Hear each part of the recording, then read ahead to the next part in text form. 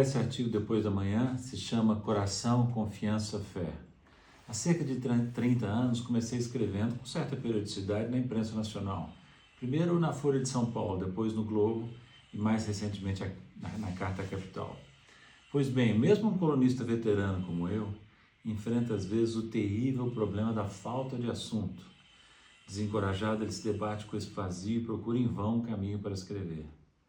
É possível fazer muita coisa sem o coração, eu sei, mas escrever não está entre elas. Uma solução é transformar a falta de assunto no assunto mesmo da crônica. E é exatamente o que estou fazendo agora.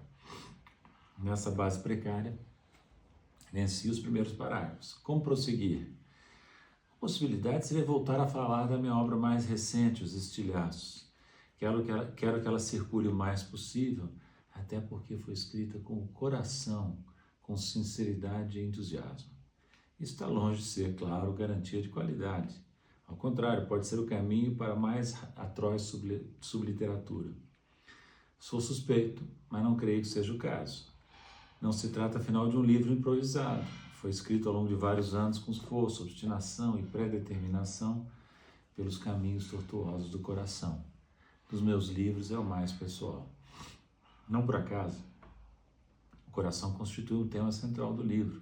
O coração como sede e metáfora de tudo que há de afetivo, impulsivo, impetuoso em nós, domina o livro do começo ao fim.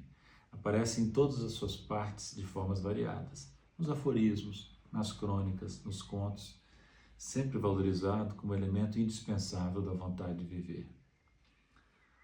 A razão não deixa sobreviventes, escrevi em certo momento. Submetido ao crivo implacável da razão, que tudo questiona, solapa e resseca, a frágil vontade de viver corre perigo fatal. E é justamente no coração que ela pode encontrar apoio e refúgio. Repare, leitor ou leitora, que o coração não se opõe à razão, não quer e nem teria condições de substituí-la. O que ele pode e deve pretender é barrar o absolutismo da razão, isto é, a sua tendência a invadir todos os aspectos e recantos da vida. Em outras palavras, o que cabe ao coração é suspender a descrença que a razão permanentemente suscita. Isso está ao alcance do coração e já é muito. A lucidez de não ter lucidez alguma, escrevi em outro momento. A vontade de viver, sempre vulnerável, sempre ameaçada, precisa de diferentes camadas de proteção.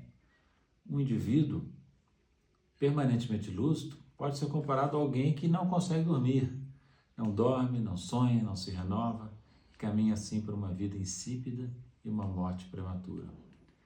Sem a loucura, indagou Fernando Pessoa, o que é o homem mais que a besta sadia, cadáver adiado que procria?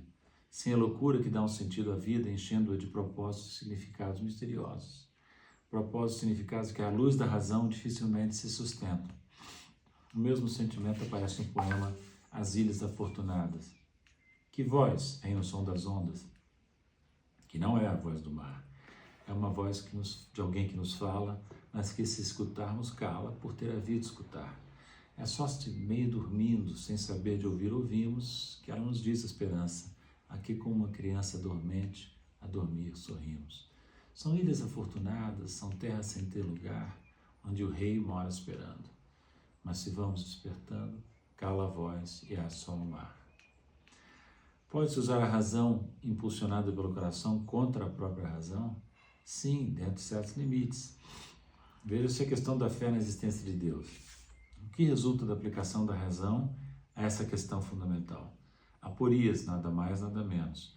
Foi exatamente aqui que desembocou Kant em sua crítica da razão pura, nas famosas aporias da razão pura. A razão em si mesma, quando se move fora do âmbito da experiência possível, isto é, além do tempo e do espaço, patina irremediavelmente e não consegue oferecer respostas a questões metafísicas como a existência ou não de Deus. Diante dessa incerteza radical, Pascal já dizia, contrapondo-se a Descartes, Deus é sensível ao coração, não à razão. Mas esse recurso ao coração apazigua realmente? O coração, por acaso, oferece a certeza que a razão solapa? Pascal era um atormentado. Que fundamento tem a fé, afinal? Não são apenas as questões metafísicas que dependem da existência ou não de fé. Tudo que nos cerca não exige alguma forma de fé, a sua presença como elementos de sustentação. O amor, por exemplo. É possível amar e ser amado sem segurança, sem confiança, sem fé? Não é corrosiva, talvez fatal, a dúvida que se instala numa relação amorosa? Precisamos da fé, assim na terra como no céu.